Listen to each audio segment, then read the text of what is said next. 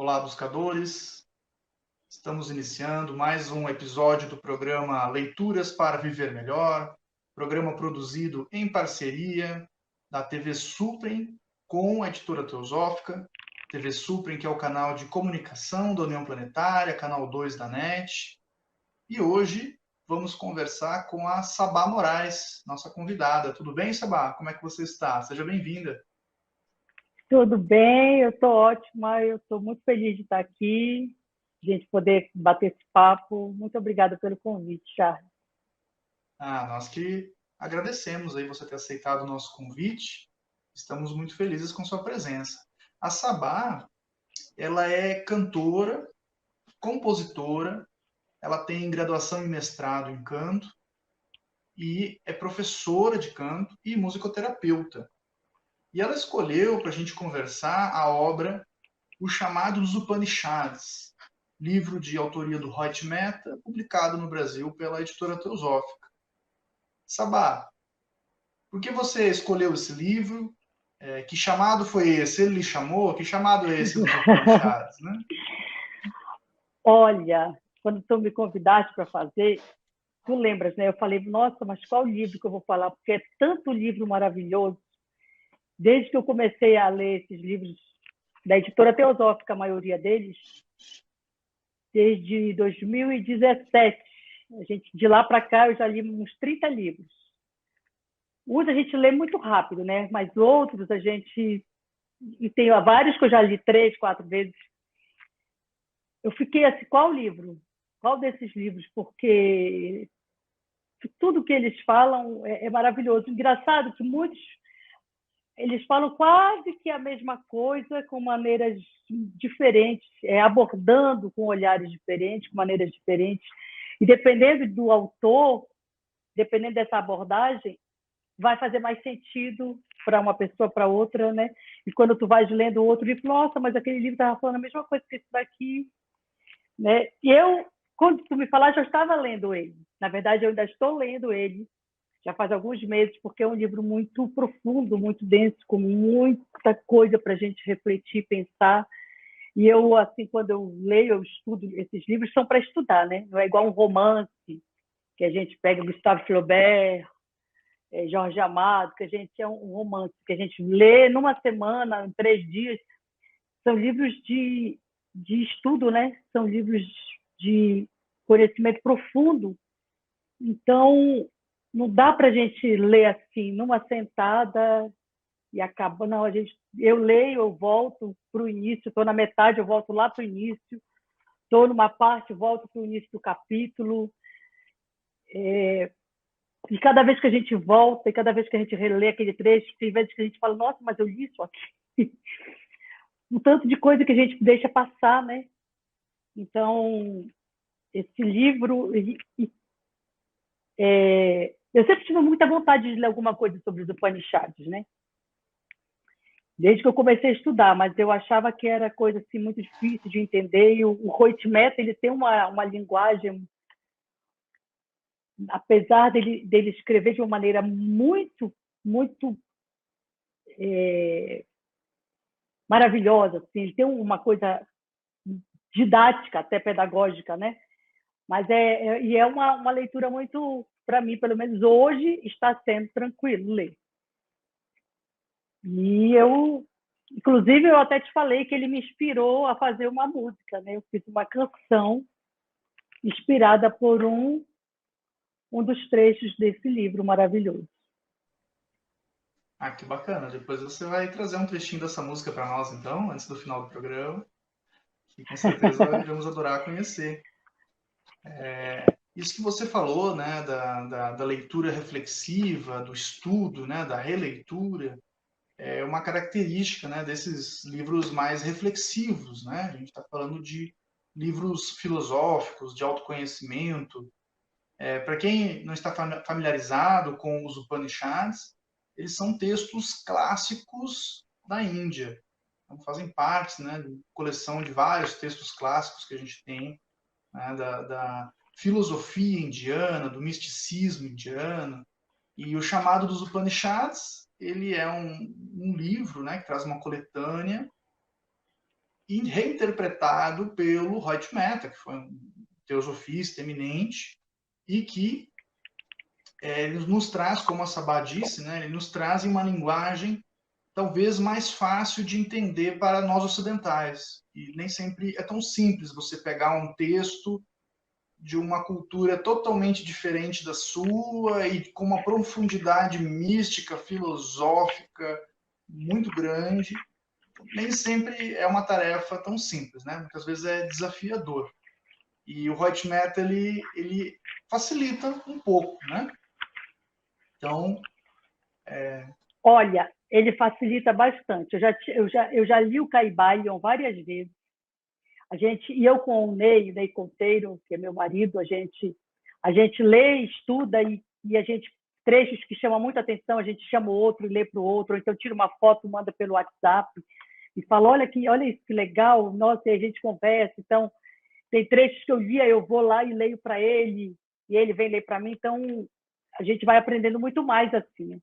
Esse livro também eu mandei para a Jo Oliva, comecei a ler, porque, meu Deus, que livro é esse? Mandei trecho para a Jo Oliva. Então, tem um trecho aqui do Upanishad, posso ler? Que é um trecho que tem no Caibalion, mas aqui o Reutemeter destrinchou assim. Aquilo é o todo. Isso aqui é uma invocação associada ao Upanishad Ishavasya, porque o Upanishad ele é dividido em vários, são vários Upanishads, são 11. Cada um está centrado em um aspecto, em algo da nossa vida. Então, tem aquele que está centrado na mente, nas percepções, né, nos sentidos, o outro na morte, o outro no tal, no fluxo, né? Você está no agora. E aí ele vai colocando os trechos e vai interpretando. E esse trecho aqui do Upanishad Shavasya é realmente que ele colocou. Aquilo é o todo. Isto é o todo. O todo surge do todo. Quando tiramos o todo permanece. É cheio de paradoxos, né? Os Upanishads é cheio de paradoxos, esses paradoxos que tem muito nessa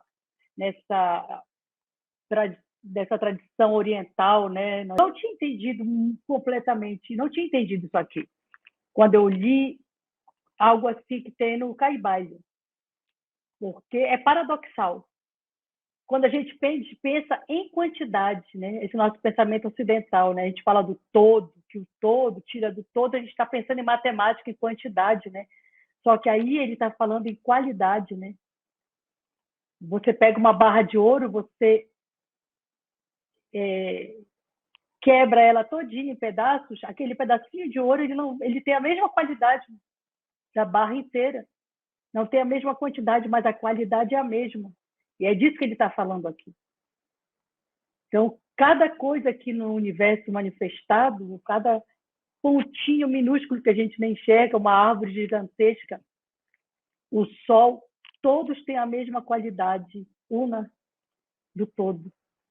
Isso, nossa, então, isso ajuda muito, né? A gente ter alguém para conduzir a gente no pensamento e depois a gente vai entendendo de acordo com aquilo que a gente tem, a gente vai se aprofundando mais ou não, né? De acordo com as nossas experiências, né? Sim. Ele está falando essa questão da qualidade, eu achei ótima essa tua interpretação, né? Que está falando que é tudo feito da mesma natureza, né? Está falando da natureza das coisas. Então, essa natureza una talvez esteja se referindo a isso, né? Nós somos da mesma natureza, né? Nós fazemos parte dessa natureza. Né?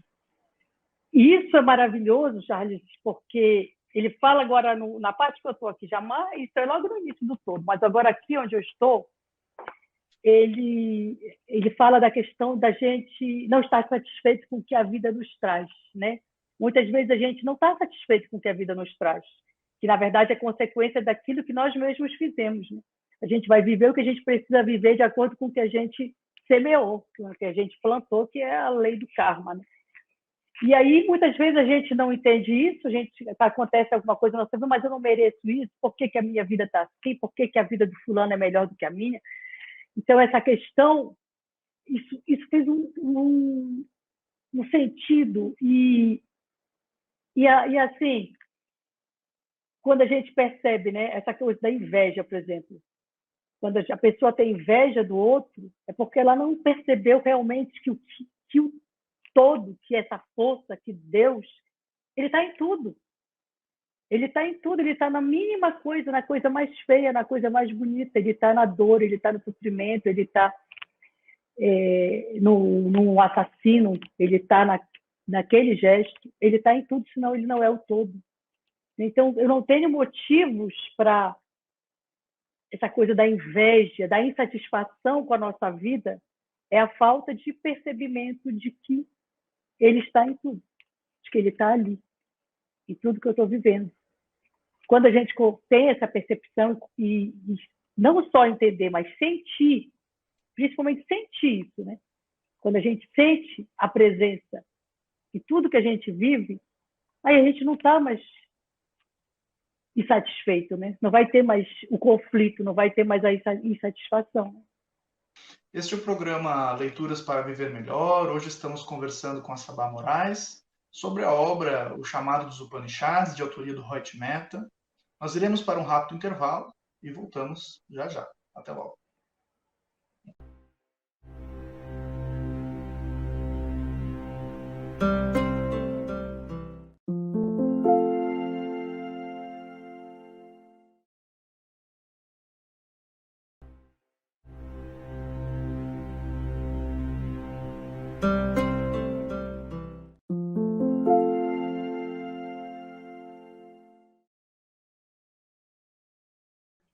Estamos de volta, programa Leituras para Viver Melhor. Hoje conversando com a Sabá Moraes, lá de Goiânia, sobre a obra O Chamado dos Upanishads, de autoria do Roy Mehta, publicação no Brasil pela Editora Teosófica. Sabá, tem alguns trechos da obra que tenham lhe chamado a atenção, que talvez você tenha separado para compartilhar conosco? Muitos trechos assim, que eu acho incrível.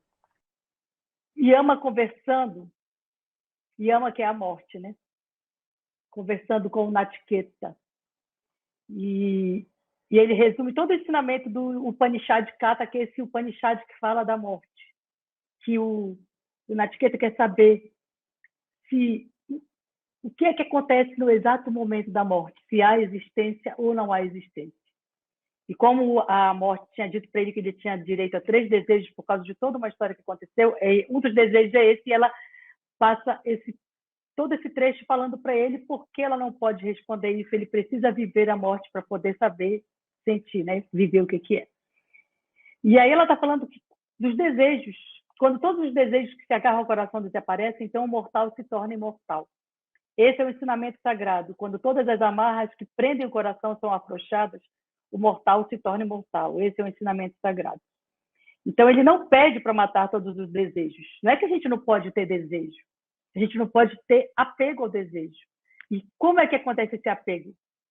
É quando tem a continuidade através do pensamento, através da mente. Né? E como que a gente faz para que não tenha essa continuidade?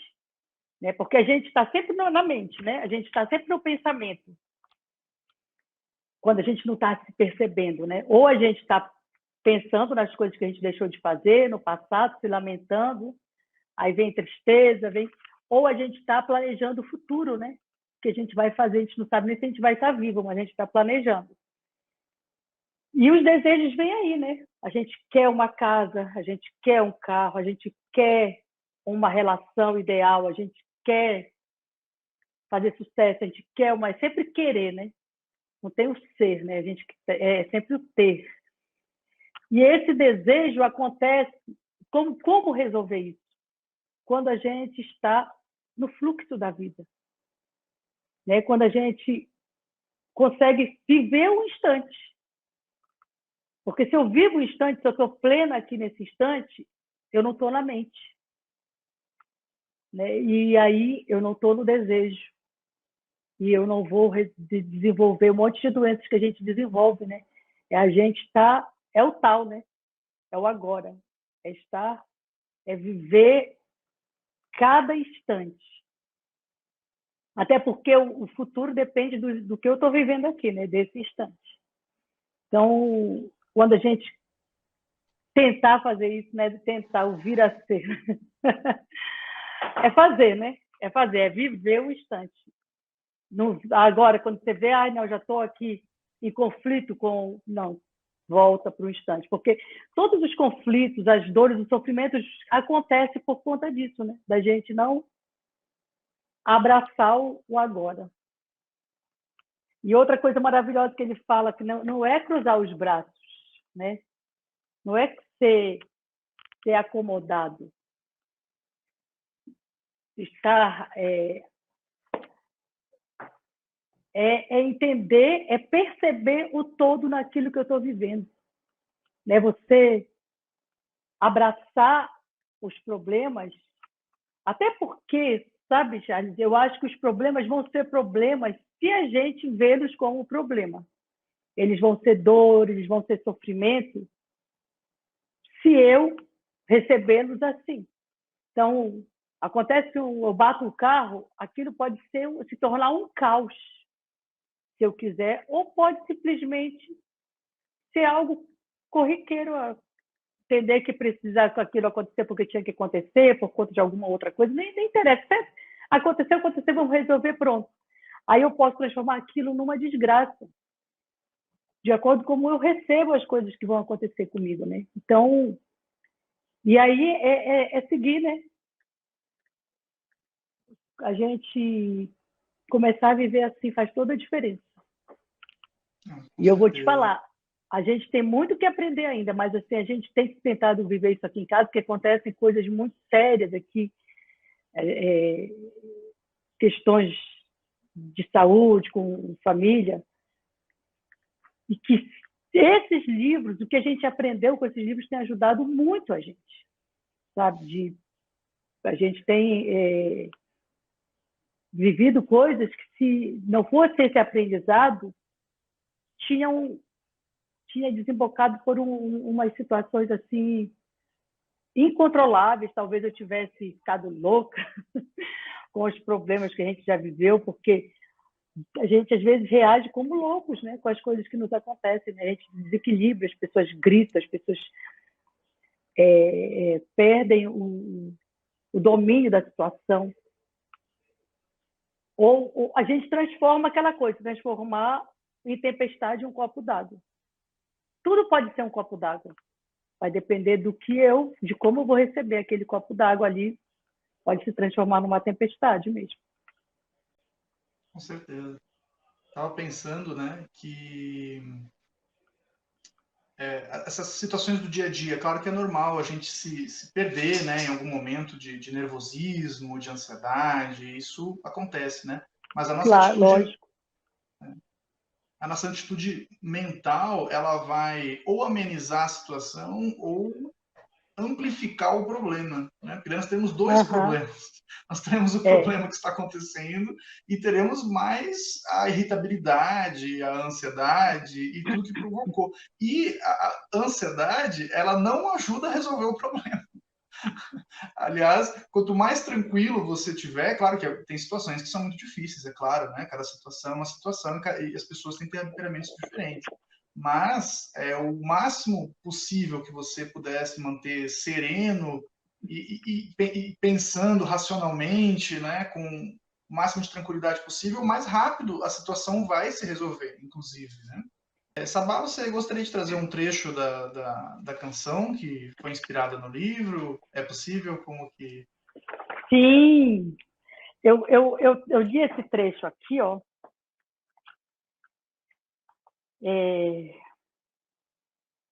É o segundo verso do Upanishad Prashna, que é o que fala das percepções Deixa eu olhar aqui.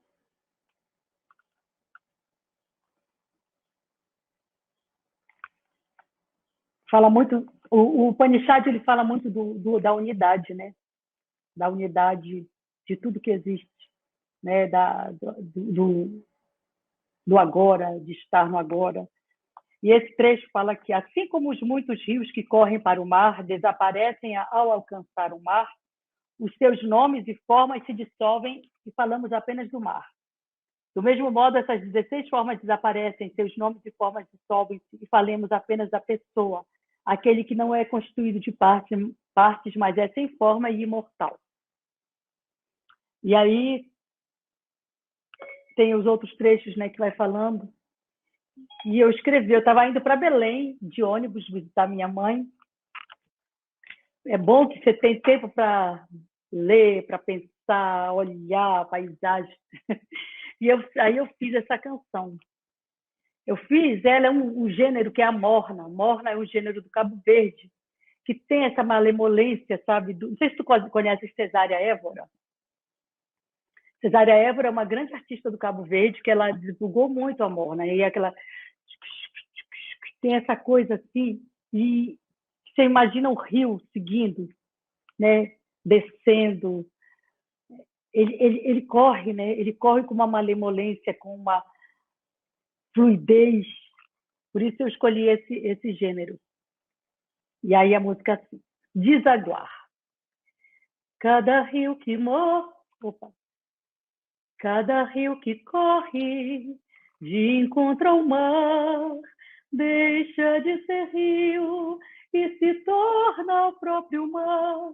Cada gota, cada orvalho, cada lágrima que secou volta para o mar um dia, meu senhor. Cada um de nós é muito mais, a ilusão é o engano. Somos rios na caminhada para voltar ao oceano. Viva cada instante, sem olhar para trás, pois o que importa é o bem que a gente faz. Cada dor, cada alegria, cada lágrima que caiu, são pérolas que se encontram em todo o grande rio. Cada um de nós é muito mais, a ilusão é um engano. Somos rios na caminhada para voltar ao oceano. E aí continua. É lindo demais. Sabá, agradecemos demais sua presença, sua partilha hoje aqui no programa Leituras para Viver Melhor. Este foi mais um episódio. Eu que agradeço. Muito bom poder estar aqui, conversar um pouquinho contigo. E tu que tens um conhecimento tão grande aí, faz umas palestras incríveis. Obrigado. Este foi mais um episódio do programa Leituras para Viver Melhor. Você que nos acompanhou por YouTube, se inscreva no canal, curta o vídeo, você nos ajuda a produzir mais material de qualidade. Até o nosso próximo episódio. Gratidão.